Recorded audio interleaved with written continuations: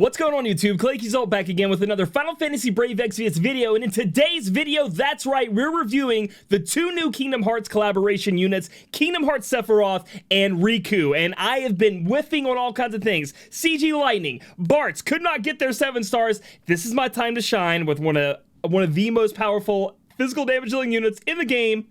Let's get into it.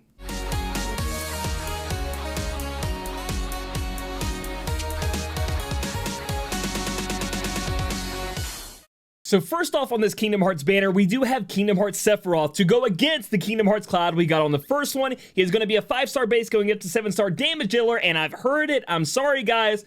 I know there are a lot of damage dealers in the game, and I always say they're a dime a dozen. But what I like about that, and in fact, they're all kind of equal in their value here as we're hitting these top end spots when Esther came out, is that you can pick and choose what you want to use. And if you love Sephiroth, here's your chance to grab a unit that can do very, very good damage, and you can play with one of your favorite units. Sephiroth is going to have a little bit of a thing here at the end here we'll talk about, because they decided to mess with his chaining frames a little bit and make them Divine Ruination, but that leads me to believe that he also has Bolting Strike. Don't get an A-Ray. You can see that Octaslash, but his main damage dealing ability we're going to use is Divine Ruination. So that's one of his kind of downfalls, but lets him pair up very well with Kingdom Hearts Cloud, for example.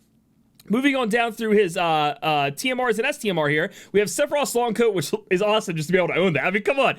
There's some parts about this game where you just geek out about, and that's what I'm geeking out about here. I tried it with all my reviews, going back to the Katy Perry one, which I'm kind of getting somewhat obliterated. Some people agree with me. It's all about how you look at the game, your own opinions, your own mind. So I do have bias, as I've said, and I am going to be a little biased on these, but I always do try to keep all of you guys in mind when I talk about this unit. I try to do my best, okay? So it's not like I'm just thinking about whales and all my whale friends here. And like, I try to do it mostly for the mid-tier players, honestly, with the way I think about things. Anyway, we have Sephiroth's long coat here, attack 30, defense 18, spirit 18. So not the highest attack we can have on a chess piece. We have like level 45 out there, but this is on a TMR, so there you go. It doesn't come only with those stats, though. We do get heroic arts, increase HP and attack by 20% when equipped with a katana. So if you have a katana in your hand, you get a little bit more survivability with HP, and then you also get the attack 20%. Now this goes to everybody. Anybody that has this one can have that. However, Clad in Darkness is going to be Sephiroth only, increasing physical damage against humans by 50%. So the one good thing about Sephiroth, you put his coat on him, not only are you getting his TMR bonus, you're also going to get that nice little 50% human killer, which it's a lot of damage when you start fighting humans. His STMR is going to be a much better Masamune than we're used to with his other form. Attack 172, two-handed weapon with the effect Master Swordsman, giving you guys 30% attack and increased damage against humans 50%. So, I mean, if you have his jacket on Sephiroth, you have his Masamune on him, he's going to have 100% right there just from those two things, which is great.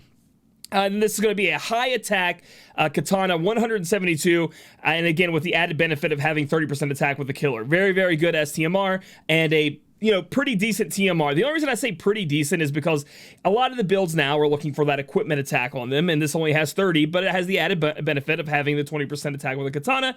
A lot of true dual-wield users may enjoy that very much. I see it more as being a Sephiroth only thing, depending on how much gear you have in the game.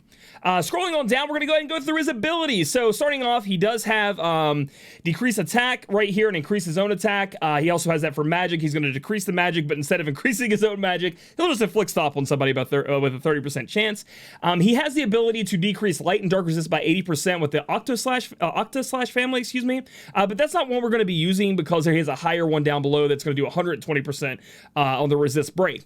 He does get double limit at 5-star, which is pretty cool. I know I'm always talking about 7-star. Most people want to hear about that, but some people only get 6-star versions of them. Maybe they're new to the game. You're just getting in here for Kingdom Hearts.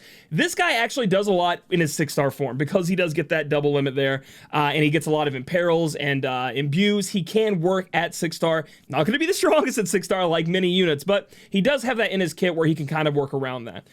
We look at his next couple of skills here. He does have 2. He can either go light chaining or dark chaining unless you outside imbue or imperil. So he has the ability to decrease dark resist or light resist by 100%, depending on which one you choose, and then add a light element or a dark element to his attacks for 5 turns. So again, he is a true double hand user, and so he is going to probably have a weapon in his hand that doesn't have an element empowerment on it, right? So this, he has the ability to imbue himself, and I really like the light imbue here because a lot of people are running Sylvie and CG Charlotte. I know not everybody has them, but I know that's a really big combo right now, and Sylvie has the ability to imbue maybe another damage dealer, maybe your friend who doesn't have anything imbued on, imbue that light on him, and then if they can't do it themselves, and then CG Charlotte does have the ability to imperil light, if need be. So light chaining is actually pretty good, and you know, it's just an option there. When you have a Sephiroth friend, you can use that and maybe use your Sylvie or CG Charlotte to get the job done, or you just use Sephiroth and he does the imperil and the imbue on his own. He has Life Taker here, physical damage 3.6 times to all enemies, auto revive himself to 40% HP for 3 turns. So he does have an auto revive he can put on if need be. We're gonna go ahead and turn the filter on. And he can put that in his triple cast if you get him at 7 stars. So just in case there's a turn where you're going to need to be able to come back to life, you pop that, bada bing, bada boom, you have a re-raise on him automatically, which is great. He has Come Power, which is fixed damage 3,000 to himself, recover HP 3,000 to all allies, and increase LB gauge 6 to all allies. So he can damage himself and do a little bit of support. And again, that is triple castable or double castable if you're using the lower star version, which could come in handy. You never know when you just need that little bit more of LB for somebody, maybe like a Sylvie or your healer or your, CG Charlotte to get that 50% mitigation. This maybe could come in handy when you need to push it over that. Vanisher, I think, is the new global ability, if I'm not wrong, if I remember Charlie correctly. And it's going to do pretty good damage, and it's the Bolting Strike chaining family, along with putting up his LB gauge to Sephiroth. Now, this isn't going to be the move we're always going to be using, but if you're using the stick star version, if you only have one of them, this is going to be your move you're using after you imperil imbue with Consuming Light or Descent into Darkness. And, it's pretty much plain and simple. I really wish the Bolting Strike was on his bigger move too, because I do love Bolting Strike chaining family, but hey, having more, maybe reviving Divine Ruination, it is an easy chaining family and it is very strong, so maybe it's making a comeback. After that, we have Engulfing Duality. It's going to be the chain chain finisher. So it's going to hit at the end, big finish at the end. Most of it jam-packed at the back. You can see that the first 6 hits are the 1 times with ignore defense 50%, and then the last big hits the 4 times. It increases his LB by 5, and he hits a Divine Ruination chaining, and that's kind of where it draws him back. This is going to be our main damage dealing move, unless you have another Sephiroth, unless you have a Kingdom Hearts Cloud. He doesn't really have that many chaining families that are really high up right now that a lot of people like to be using. So that's one of the things that are holding him back, but who knows what's going to go on with Global. And you always have Vanisher to kind of fall back on if you need to go into the Bolting Strike family, which is great. He has Prepare to Fall, which is available in turn 1, 5-turn cooldown, which we are going to be using.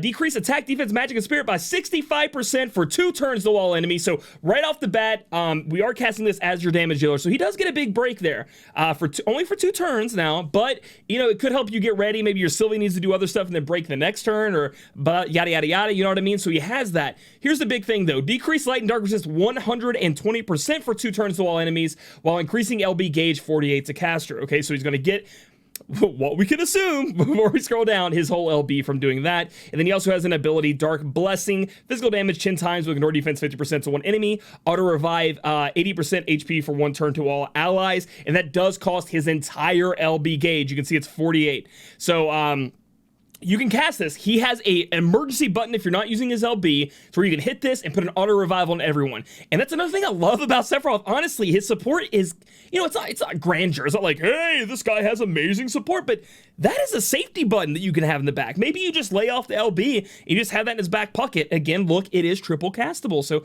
you can throw it in there and it does damage. Looking at what you're going to want to do with Sephiroth here is it looks like you guys are going to want to use triple cast, and it's going to be Prepare to Fall, so you get that nice big imperil, get your LB up. You're going to want to use Consuming Light or Descent into Darkness, whichever one of those two you're looking to chain with, so you want to imbue that on your weapon if you don't have it on there already. And then you want to go ahead and use Vanisher. I know it sounds weird, but Vanisher is going to be better than Engulfing Duality at first, and then we're going to switch over to Engulfing Duality after you do that first turn. So it's Prepare to Fall, use whichever imbue and imperil you want, then Vanisher. Then you're going to use his LB. So let's go take a look at his LB real quick. His LB is Supernova. Physical damage 35 times to all enemies. It's 1 big hit. It increases modifiers 3 times to Consuming Light, Descent into Darkness, Engulfing Duality, Life Taker, Octaslash, and Vanisher. Then after this, we're going to be wanting to use Engulfing Duality. That's going to be his move to use after that. So you're going to start chaining with Engulfing Duality after that. So after that, I keep saying after that, you're going to continue to use Engulfing Duality until Prepare to Fall comes back up. You need to imbue or you need to imperil, okay? That's going to be it. This is his big move. So not a complicated unit at all. He does have ways he can hit the uh-oh button like I talked about, but nothing too crazy with his rotation there.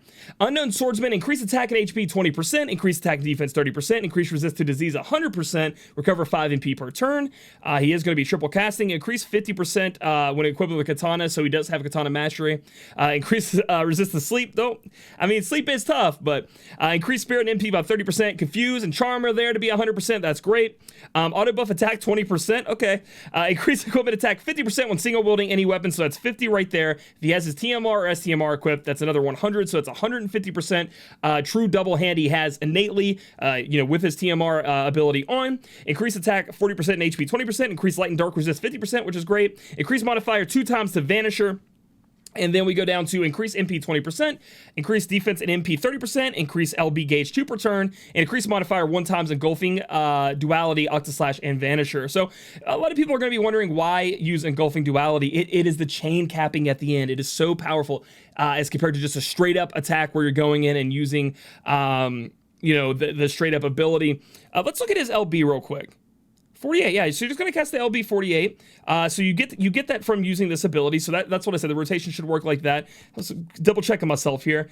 And that's it, guys. That's how it works. How powerful is Sephiroth overall? His kit's not that complicated. He does have the support. He is probably up there. I wouldn't say he's at the top. I think that people like, CG Lightning, Regina's still up there. The new Sid finisher is up there. But he is around, Esther levels, Elena levels, and Xeno levels. He's up there. He's fighting for that top spot. Bartz is up there too. Again, we're hitting that point in FFBE. Now, there will be a little bit more of a jump. And, always there's power creep. But a lot of these units are around the same. And if you're happy about Sephiroth, you want to be using him, he's going to get the job done. You're going to be able to light or dark chain with him. Next up, we have the one who fell to darkness, Riku. My boy Riku, one of my favorite characters from Kingdom Hearts. Honestly, I love him. I love his story.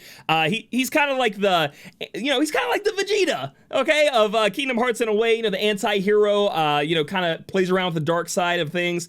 And he's going to be a 5-star basic going up to 7-star damage dealer. He is going to mostly be dealing with doing dark damage with his kit, doing imperiling dark and imbuing dark to himself, which is an option you have for him. His TMR is Soul Eater, so it's going to be similar to the Kingdom Key of Sora, where Riku can only use it. I'm kind of confused why Riku can't use the Kingdom Key though, because hey, that's part of canon. Anyway, Soul Eater here has the effect Eater of Souls, recover 5% MP per turn, increase equipment attack 30% when dual wielding, so he is going to be a true dual wielder, and increase light resist by 25%. The only thing that kind of bugs me here is that, Sora's got bumped up to 50% attack, true dual wield on his Keyblade, and I feel like this should be 50% as well. It just makes the numbers easier, and I don't think it makes it that OP. Maybe you guys can let me know in the comments below. I really just wish that was 50%, and again, only Riku can have it. A high attack sword at 160 attack. Great stuff for a TMR, but again, exclusive to Riku. So you get Riku, you get this nice sword for him if you want to use that. Next up, we have his STMR Heart's Darkness, and the Sora's was Heart's Light, but it looks like Heart's Darkness is actually a little bit more powerful than Heart's Light. It's the dark side.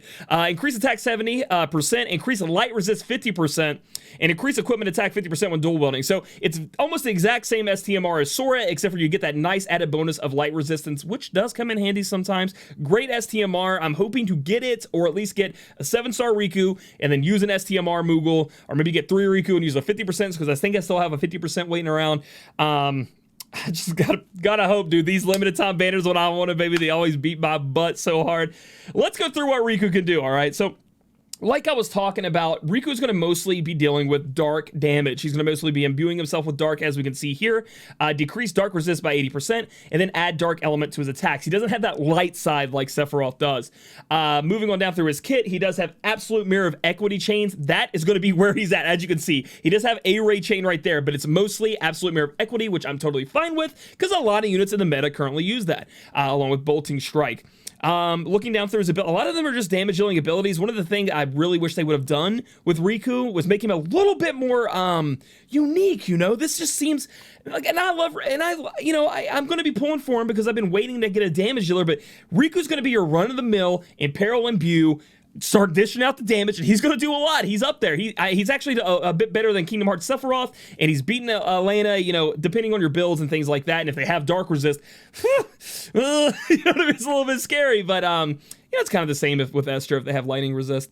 You just have to put a weapon on him and then, you know, outside in peril. But you know, I just wish they would have done a little bit more, because if you look at his kit here, we get to 7-star. He does have the ability dual trigger. We'll go over his CDs. Decrease defense 15% for 3 turns to caster. Increase attack 250%, which is great. And then enable triple command for 4 turns. So he's going to be able to have that up at all times. Always have triple cast and be ready to get in there.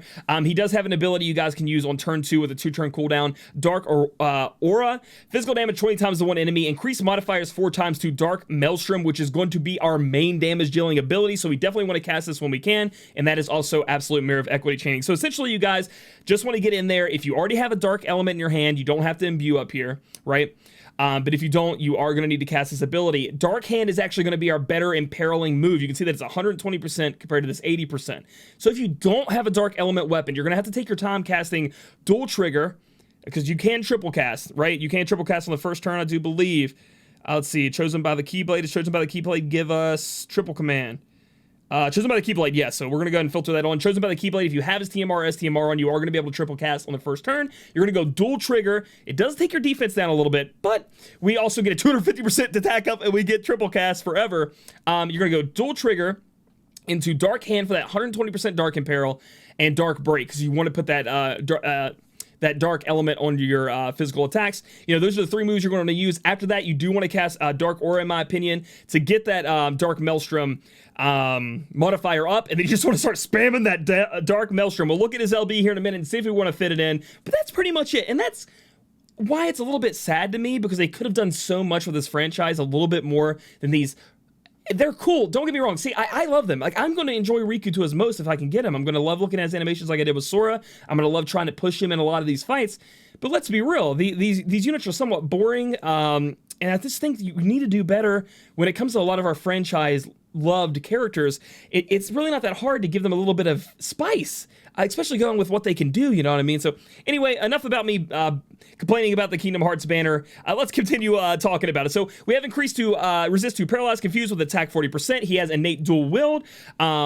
Increased attack defense 40%. He does have Bonds of Friendship, which is similar to Second Chance here for him. He has got a chance to ignore fatal damage 100% when HP is above 10%. I think Sora's is 1%. So, I mean, if you're down below 10% HP, God help you, dude. Increased chain modifiers by 6 times when dual wielding, so he does get that increase to be able to do that chain multiplier all the way up to 6 times. Increased spirit MP 20%. Increased attack 200% for 2 turns when HP drops below 81%. But again, I think this is kind of nulled out because we are using the 250% for 3 turns, and then we're gonna, you know, cast dual trigger again. We have light resist up 50%. I kind of like that he has all this light resist, so he can fight through the darkness. Increased equipment attack 50% when dual wielding, so that's our first sign right there. We have 50% innate true dual wield. If you have his TMR or STMR equipped, we get increased attack 50% and HP and MP 30%, which is absolutely amazing. We get auto cast chosen by the Keyblade, which is triple cast at the start of the turn, and absorb dark damage taken. My man, dude, he will not take dark damage. So if you're going against a boss that's going to start dealing dark damage, you're just like, whatever, bro, I absorb it. So it's kind of like a Veritas in a way. It's kind of cool. Increased defense 30%, autocast Fighting the Darkness every turn. So let's go check out Fighting the Darkness. Restore 10% HP to caster.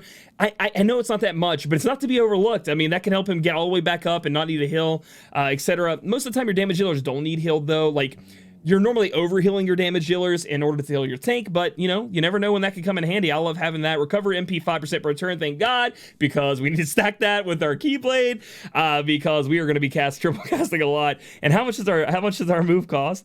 54. You know, that's not bad. I'll be honest. I don't think that's too bad. Increase attack 20%, increase equipment by 50%. So this right here is 100% true dual wield innately. He gets 30% from his TMR, and you're going to have to make up that other 70%, whereas Sora only had to make up 50%. That 70% is just a weird number to me. I know we can hit it, but we're going to end up going over in most cases, or it's going to be awkward. I just wish the numbers worked out a little bit better. And you want to get him to 120 because it does increase his, Dark Maelstrom multiplier there, which is great. Moving on down, we're going to talk about his limit burst here, okay? So Dark Barrage and Dark Impulse, we do want to be casting this. Physical damage 17.5 times. times with ignore defense 50%. Big Daddy LB there with some nice damage. Decrease dark resist 120% for 5 turns to all enemies, and we get to get that triple command back up for 5 turns. So you do want to be casting this when you see your Imperil falling off, right? So we're going to look up here. Let's see what turn that would be. So we have, yeah, because we are going to, let's see. We are going to need to cast Dark Break again, but we're not going to have to cast Dark Hand ever again, right? Because we're going to cast our LB instead. The LB is much better to cast than this, you know, in most situations, but we are going to have to keep putting that Dark Element. I wish this added, I wish this had and imbue Dark to his attacks. That would be sick, but we are going to cast this when our Imperil's falling short because it is another 120% down. It's a nice damage dealing, and it keeps our triple command going so we can keep casting and keep going. So, again, overall, Riku, bare minimum bones kind of damage dealer. Super not interesting if you are not a huge Riku fan, if you're not a huge Kingdom Hearts fan. In terms of damage, he is going to be at the top, guys. He is going to be up there with the big damage dealers. The one thing I worry about as a Riku summoner myself on my stream tomorrow, or today, it'll be today, is I'm going to have enough Riku friends. Like, I mean, I see that I have, you know, Absolute Mirror of Equity. I'm going to be able to chain with them. But my friend list, and because a lot of these damage dealers are pretty equal, people aren't really pulling for damage dealers, and it's understandable. I'm not telling you to pull for damage. It just sucks for somebody who wants to, you know, kind of go out on the limb there because, you know, everybody has Esther and Elena. That's what my friend list is all full of, and that's fine. That's awesome. I love being able to go to those, but I'd also like to be able to use somebody like Bart's or CG Lightning. That's why I didn't pull the trigger on using UOCs on them, because my friend list just didn't have enough. Like, if I go through my friend list, there's no CG Bart's, there's no Riku. That's going to suck because it's not going to add up the way I want it to. The puzzle pieces aren't going to go together, so that worries me a bit, but other than that, again, Riku is going to be a top damage dealer, and if you really love him and you really want to go for him, that's great.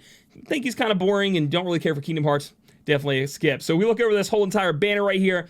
Riku, Sephiroth, they're going to be great for your damage dealers, like I said. Sephiroth a little bit weaker than Riku when it comes to everything, but he kind of backs that up with you know, some of that support with that AoE re-raise. The one thing, again, worries me is a lot of people are going to be skipping this. I know they are. Kingdom Hearts fans, we're not, probably more than likely, but a lot of people are. You know, I think they're a little bit damage dealered out right now. They're waiting to see what's going to happen with the Fest units. They're waiting their Lapis, and that's smart, to be honest. You know, I'm not saying that's not a smart thing. That's great. It just sucks when I'm out here hoping, a Riku friend, a Riku friend. That's what I'm hoping for. So, yeah, if you guys like this video, give it a thumbs up. Comment down below if you're pulling for Kingdom Hearts. I may need to add you on my friend list. May have to start cutting them out. Subscribe for future contents. Read that bell. If I could talk, ring that bell, because that gives you notifications that my videos go live. I am streaming this tonight, 8 p.m. EST. I'm going hard for Riku. We're going to build him up as strong as I can, and we're going to see what the darkness really brings within us. And we'll catch you guys in the next video.